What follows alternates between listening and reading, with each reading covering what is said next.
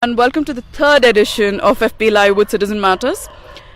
New Year's is just around the corner for us, and it's that time of the year where we're always looking for the hottest party to go to. But in 2016, Bangalore made national headlines where women were allegedly mass molested in MG Road, Brigade Road, the city centre.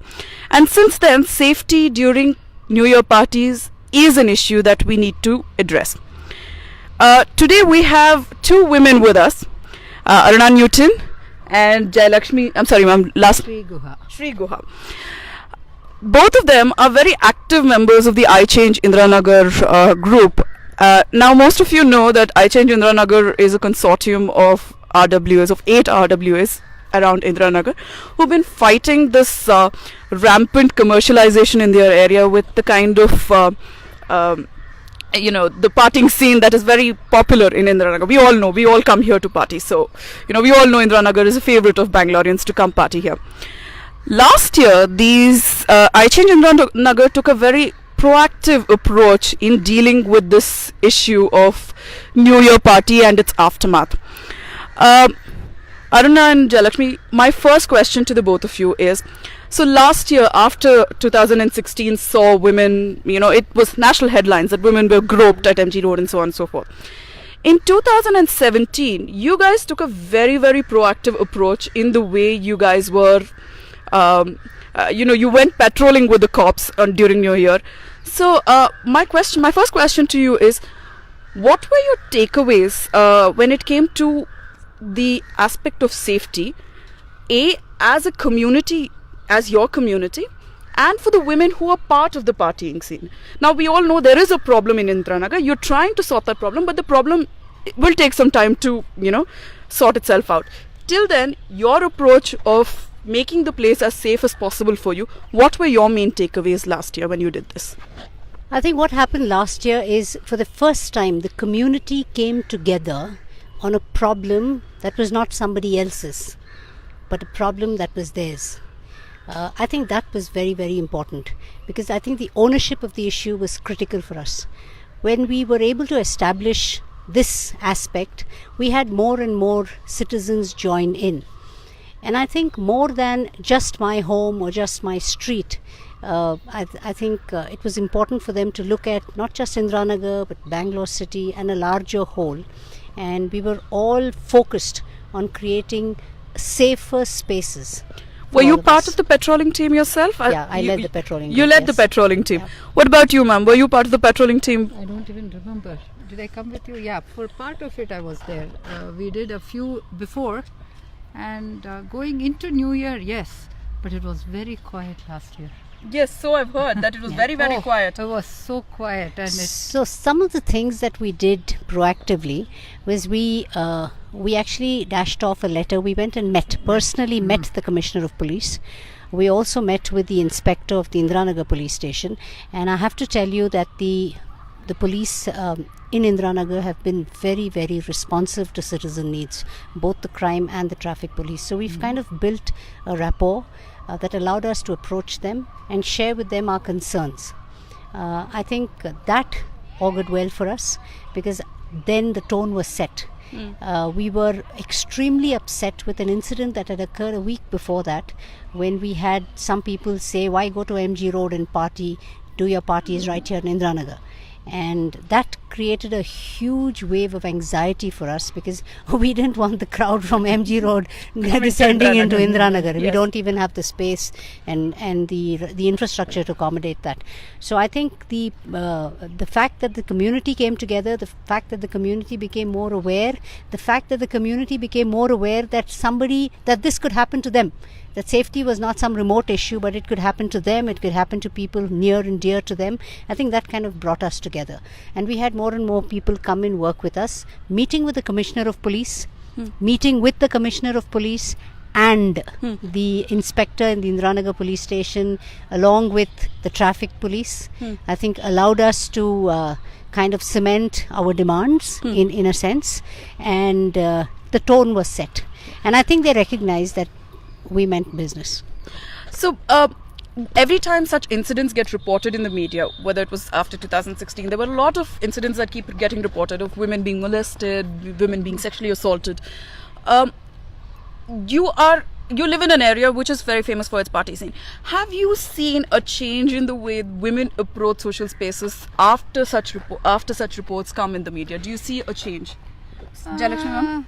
Not really. I still see a number of people coming in. I don't know how aware they are, but we do try and make it a point when we see girls or women on the road after say 11, 12, just that they be careful where they are walking and be aware of their surroundings, which, you know, as you rightly said, the other fights can go on and it'll take time, but immediately, it doesn't matter whether they've come to the party, and I'm not a fan of that, or it doesn't matter. See a woman walking alone or somebody going after her. I think, as at least our road, we are fairly aware or alert. Any noise, we are out in a second, all of us. So there is a very strong community sentiment that runs. I think that is because of the pubs and bars. By nature, we, myself and Aruna have known each other for the last 40 years. We literally grew up here. So we have established this community, and it doesn't matter who it is, they have to be safe.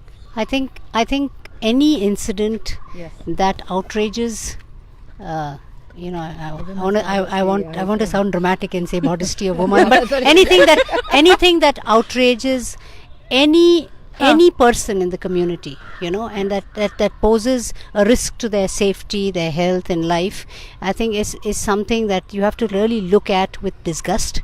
It's not something to be celebrated. The fact is that people are more aware, but there's often this feeling that it's not going to happen to me. It happens to somebody else. And I think the more we become, and that's when we drop our guard and become careless. Vulnerable, yeah. Having said that, there is today a greater awareness, and remember, we're talking about adults. I'd be very anxious to send a child out into a space like this, but we're talking about adults. We're talking about quote unquote responsible adults. If I can come in here, this especially in the gender context, there's a lot of arguments that are made. Personal safety, as far as most people are concerned, they say it's individual responsibility as much as it is the state's responsibility when it is when it's a public space. When you speak about the state's responsibility of making public spaces safer for women, do you think that absolves us as women of any kind of personal responsibility for our own safety? How do you argue against that? Because these are very sensitive issues at this point.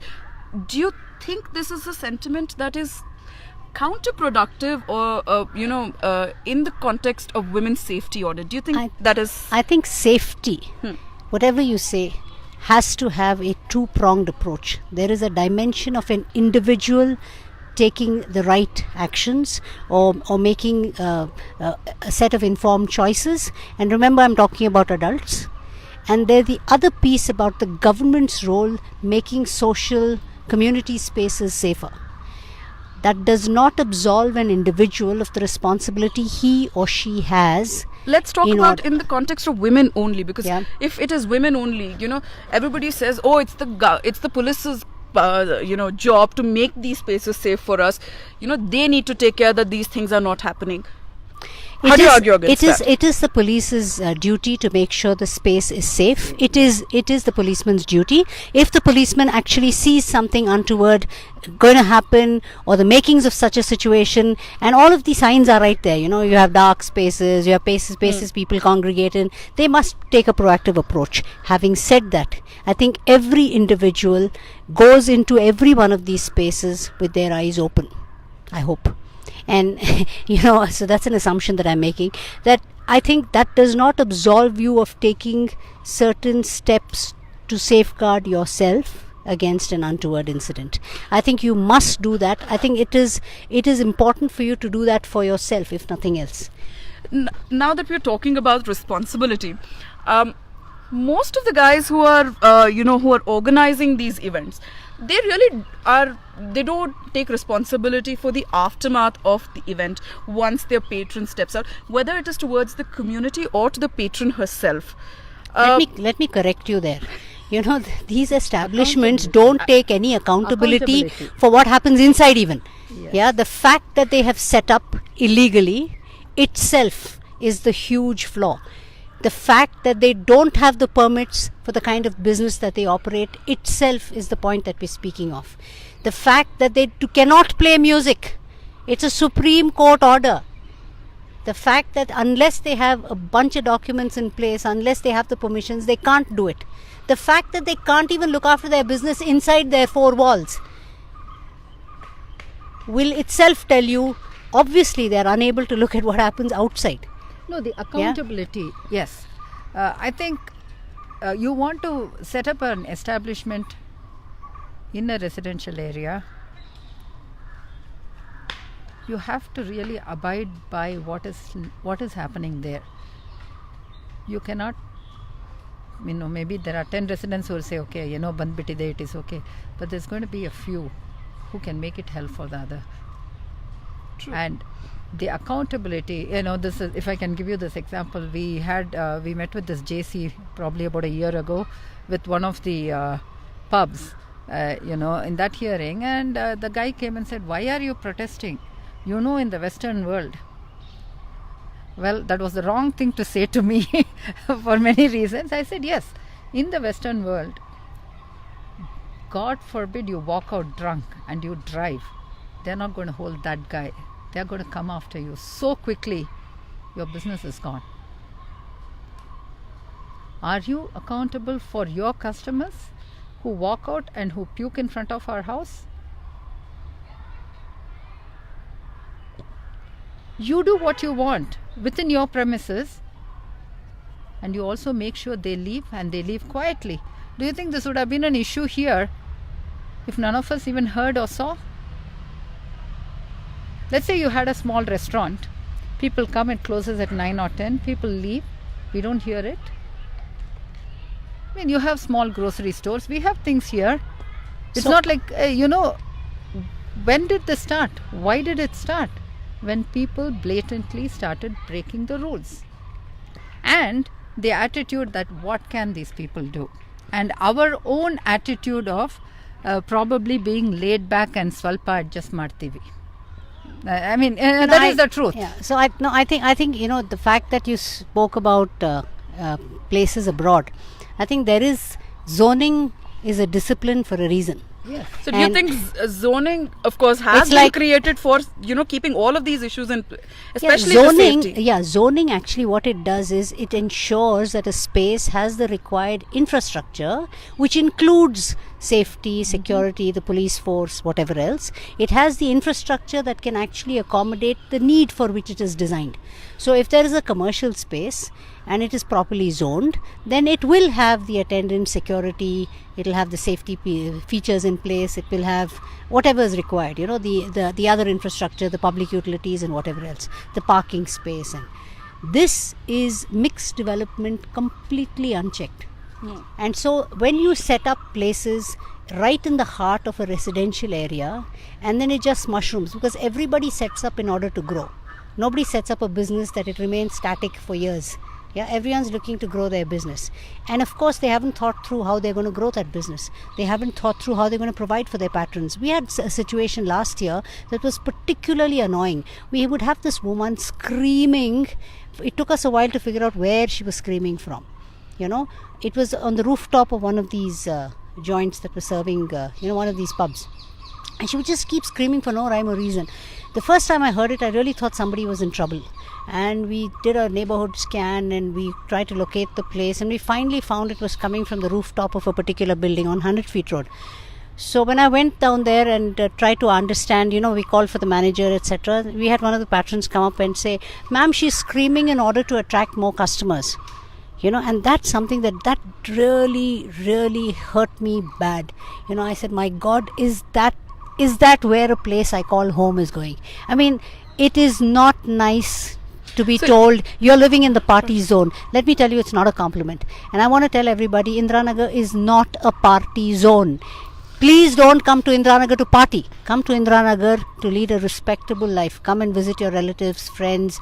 Come here and behave in the fashion that you're required to behave. There is responsible behavior. There's certain the incident that you mentioned. So it's almost like a man who cried wolf. So if there is a woman who's actually in trouble, she might not even. We won't even know. You won't know. No. Considering you said you run out almost immediately out of the thing. The response time kind of. It must be one of these women kind of thing. Sentiments creeps. Yeah. Yes, I get your sentiment when you say please don't come to Indiranagar to party, but I think I'm saying it not because I hate people, not because we're trying to be antisocial, but we have been victims of an onslaught year after year. It's not just New Year, it is through the year. It is every day. There's a women's Thursday, there's a men's Wednesday, there's a something else. So there's a reason to party every day of the week. We're not against it. Please party every day of the week if you like. But please don't do it next to my house. Yeah? Because there is a sanctity, when you say home, or you can have your puja room in the bathroom, right? The fact that you have a puja room, you have a bathroom, you have a bedroom, even in our own homes we zone the spaces, right? Because there's a sanctity around that zoning, and there's a reason why. Yeah? There's a science around it. Same way, there is a science around zoning spaces. You cannot go violate, set up, expand, and then say, to hell with the consequences. You have no business to do a thing like that. And I don't care if as a result you're losing business because residents are protesting. Give me a break. Yeah. After you violated, what do you want me to do? Come there and wipe your tears, is it? I don't get it. Both of you, before we started this interview, spoke about, the problem it's been creating for the children of the area. You are a math teacher and you kind of have kids, tiny tots in your house all the time. So how much of this becomes, how difficult is it to let a child outside? What are the additional problems, safety problems No, we are no longer comfortable letting them out. We are no longer comfortable saying you can go out, you can play, you can take your cycle.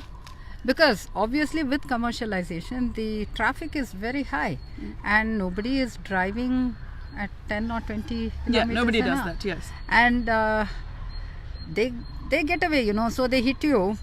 Eventually they get away. But our loss, right?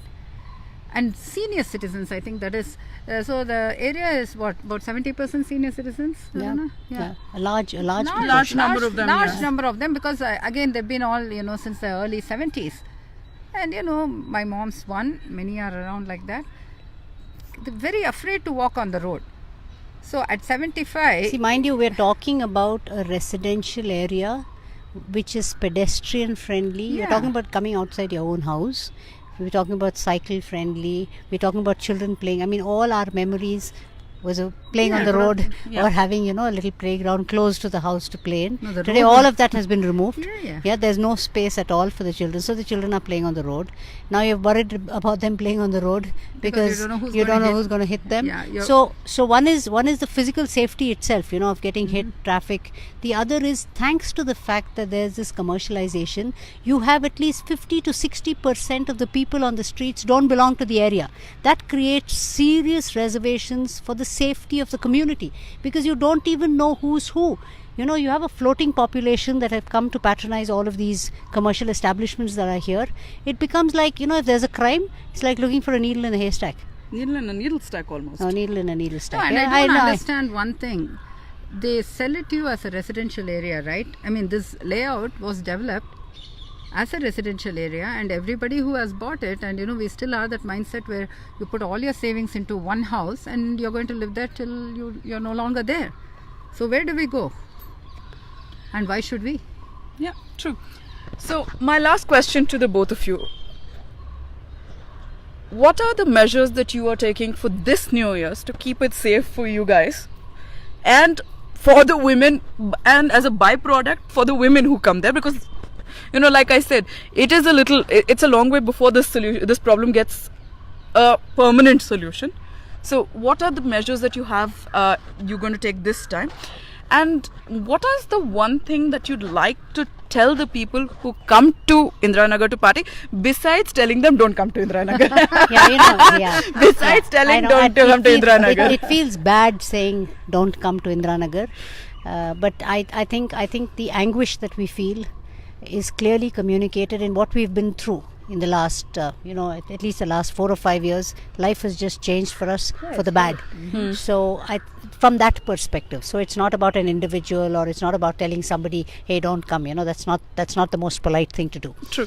But I think what we will meet the Commissioner of Police. We will continue to engage with the police like we always do.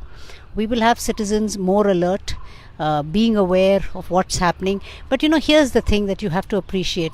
It's not the happiest thing to do. There's New Year's Eve For you guys as well. and instead of being with your family, You're patrolling the street, for God's sake. I mean, we have a life too, yeah. So then we're patrolling the road 3 or 4 days before, and then patrolling the road 3 or 4 days So after. how do you do it? So we have groups. We have volunteers who actually come out with us, and we kind of work in teams. We don't do it alone. And so then we also have the WhatsApp groups. We're also all networked. So if there are situations happening in one place where somebody needs help, then the group moves to help them. And so essentially what I'm saying is, don't wait for the group. But I think if each individual is alert to what's happening around his or her area, they become the eyes and ears on the ground for this group. And of course, what you do, you put pressure on the police, and you make them come and patrol it even further, do whatever is needed, that kind of thing. So I'm just saying it's an unhappy situation.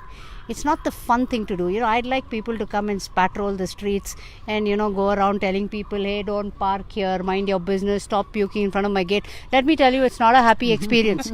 It's not something anyone would love to do. Yeah. So if anyone thinks we're having a great time, I just want to kind of dispel that myth. Yeah, we're not having a great time. Just but to I'll set tell the you, record straight, Yeah. you love a party as much as the next person. of course. I mean, I'd love to be in a party myself. I mean, what are you doing on New Year's? Well, I'm patrolling the streets to try and figure out. I mean, give me a break. Trying to secure our neighborhood. Trying to secure the neighborhood in the event that there is an There is an untoward issue. incident. Give me a break. Yeah, come on. Everybody wants to have a good time, but there is a way to do it responsibly. If there is a place that does not have parking, how dare you take your car and park it in front of somebody else's house? Happily move on like nothing's happened. So Huh? you say the So- responsibility is everybody's, not just Everybody's the police. responsibility. So I said, so the police will do what they will do. They will do the best they can do. Yeah, and I'm not blaming the police, right? So the police, and people think they'll do stupid things like play the music loudly. When the cops come, you reduce the music. I mean, give me a break. We go and smash their equipment. I'm just saying. I'm only saying one thing. The police will do what they're doing. Citizens will do what they're doing. My request is, whoever comes, please treat the place like your own home. Will you go into your own home and puke in every damn room? Would you behave the way you're behaving on the streets? I mean, there's got to be a limit. I mean, there's a decorum that you have to maintain. When you come into a social space, just the fact that you're there and other people are also using the space and it's not yours, there's a decorum that's expected of everyone. If people maintain that, I think everything is good. We hate the parties, we hate the rampant commercialization, we hate the illegal commercialization, we hate the violation of all the laws, we hate the violation of the Supreme Court judgment. So I'm saying, in the wake of all of this, And our own privacy. the violation of our own privacy and our own lives. I mean, I want somebody to go home after a great party, sleep, and have the neighbor actually playing on the drums next to his ear. I want him to actually experience that.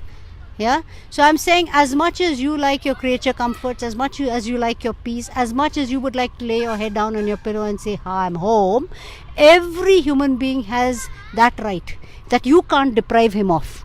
The right to life is enshrined in the Constitution. It supersedes any other right. Yeah. And you can't take away somebody else's right just because you're having this wild party that you and you can't And control the right yourself. To sleep. The right to sleep. Yeah. Okay. Yes, I of think course. if you look at all our phones, you will see the number of SMSs to Hoysala and the number of SMSs from the Hoysala come Friday, Saturday. And So I'm telling every woman, I'm asking every woman to please be an adult. I mean, I'd like to believe that there are adults at these parties. So I'm talking about everybody above the age of 18. I'd hate to see anyone below the age of 18 in any of these parties. I'd hate to see anybody at that age actually in any of these parties. But imagine that you will have them and you can't do anything about that. At least be alert to your environment. Yeah. Be responsible. Be respectful to yourself. Forget about being respectful to anyone else. Yeah. Be very aware. Be aware. Very Be aware. aware. There's only so much. I mean, if you don't care about your safety, frankly, nobody else does. Yeah, and there's only that much you can blame somebody else. And when you go into a space thick with people, 5,000 people, you're going into it with your eyes open. You'd be stupid to do a thing like that, irrespective of the security cover that's available. Yeah, so I just feel that people should start growing up in their minds about what is safe and what is not so safe. And I think in that you will find your own balance. So the utopian idea that, this is the space meant for everybody, so it needs to be made safe for me. No, and How can you make it? You will make 5,000 people. Are you expecting 5,000 personnel to take care of, have a personal safety person, a personal guard? You think it's an unfair claim to make? Yeah, it is. Yeah. It's desperately unfair. It's stupid. It's irresponsible. I mean, you have this deep gorge there, and you have a little board which says, "Please do not go." And then you go there. There's a smallish railing there, and then you peep over, and then you go down and you say, "Oh, I wish the railing was actually higher." So, I mean, you can always wish for the Moon and for the world to be looking after you, but that's not how the world works. No, Yeah. it has to be. The cops are going to be there, or the security personnel. I'm sure. I'm guessing, or I'm hoping.